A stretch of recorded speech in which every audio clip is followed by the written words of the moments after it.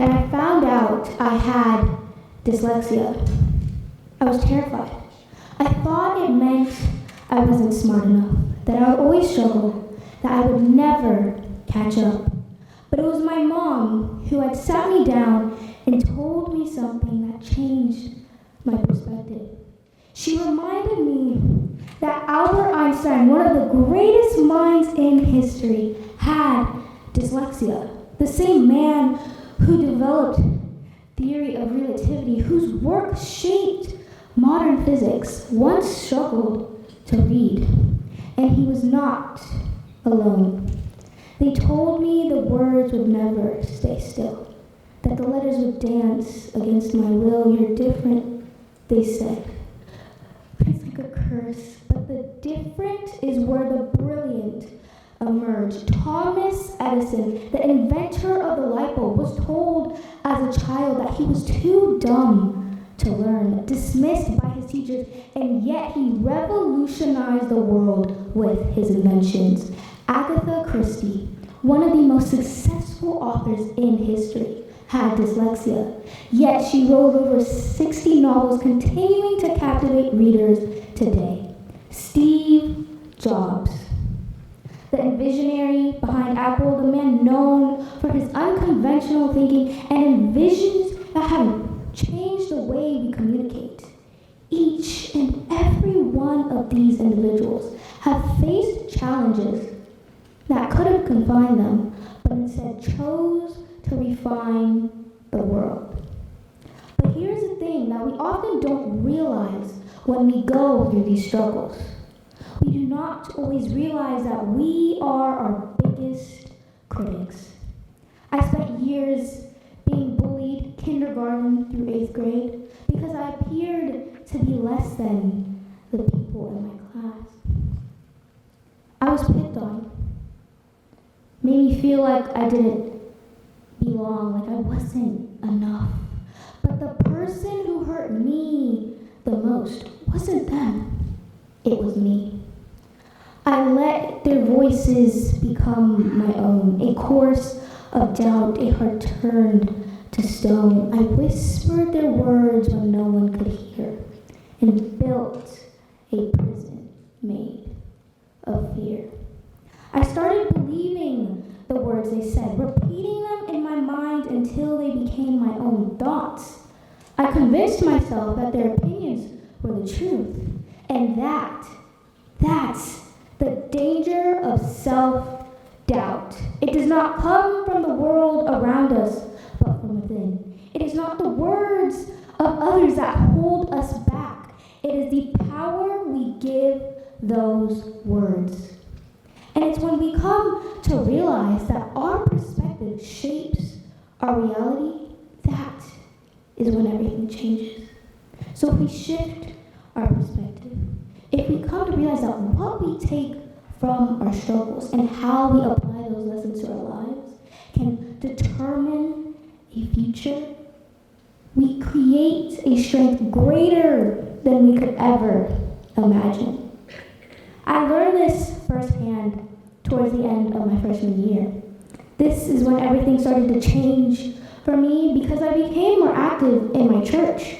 I was asked to go up front and give Bible verses. At first, I was terrified.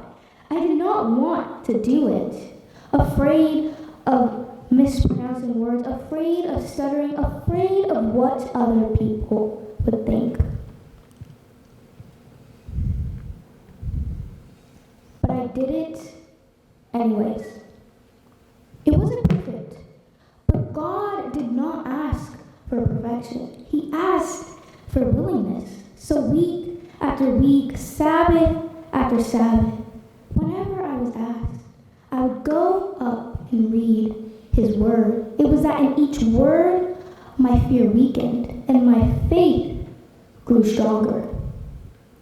The more and the more I leaned onto Him, I started to feel a confidence that I've never known before, not in myself, but in Him. It was in God's presence I found my voice. It was in His worth word, I found my worth. The more and the more I leaned on to him, the more I realized that the voices of doubt that used to scream so loudly suddenly grew quiet. Because if you know who you are in Christ, the opinions of the world lose their power. Learning differences does not mean brokenness. It means uniqueness, a different way of understanding, a different way of processing, a different way of creating. The world cannot move forward if we all think the same. It only progresses because we think differently. The cracks in the glass make the light anew, a prism of colors, a broad view. So why chase the straight lines when the curves are gold? Why fear the fire when it's warm to hold? So we talked about dyslexia. We've talked about learning differences, and we've talked about struggles and how to rise from them. But here's the truth. This is not just about dyslexia or learning differences or one's specific challenges. This is about us. Because every single person has faced challenges. Every single person has been made to feel like they aren't enough. And every single person has doubted themselves at some point. But what defines us is not the struggle itself. It is what we take from it. It is what we persevere through and how we apply those lessons to our lives to create something greater. That is what matters. That is what truly counts. So now, knowing this, what can we do? How can we, as a society, take this understanding and create a world that is more welcoming? It starts with awareness, with empathy. It starts with tearing down the labels that are used to divide us. It is about creating an environment where people feel comfortable to be who they are. It's about recognizing that our differences are not our weaknesses. They are our strengths. But this is not just about the education system or the workplace. This is about us. This is about us as individuals. It is about choosing kindness. It is about listening instead of judging. It is about uplifting others instead of tearing them down. Because the world doesn't need more people to fit into its mold.